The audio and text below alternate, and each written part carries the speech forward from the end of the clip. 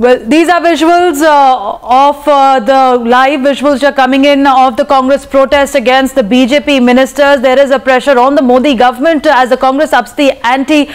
We are trying to get more details from our reporter Sneha, who's on the ground. Sneha, if you can hear me, take us through the Congress's strategy to target the Modi government. Well, yes, absolutely. The Congress has seized an opportunity in all of this, and here we're getting you visuals from Mahila Congress protests right outside the BJP headquarters, 11 Ashoka Road in the national capital. What these women here are saying is that there are 4 leaders embroiled in a controversy. Smriti Irani is the HRD minister of the country. How can she continue when she herself is in the middle of a bogus degree controversy? The matter is in court. There is conflict of interest because eventually Delhi University will be approached by the court, and then she as the education minister of the country can't continue. Also that this is an insult to the academic and student community in the country. The second demand of the Mahila Congress herein is that Pankaja Munde finds herself in the middle of a controversy, in the middle of a 200 crore scam, and that she can't continue.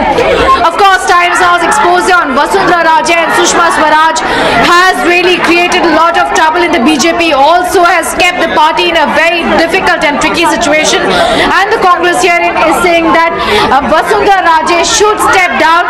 She's put a signature on a piece of document that talks about the fact that she wants to push for the case of Lalit Modi, is helping him out, and the Congress says this really shows the proximity between Vasundhara Raje and fugitive Lalit Modi.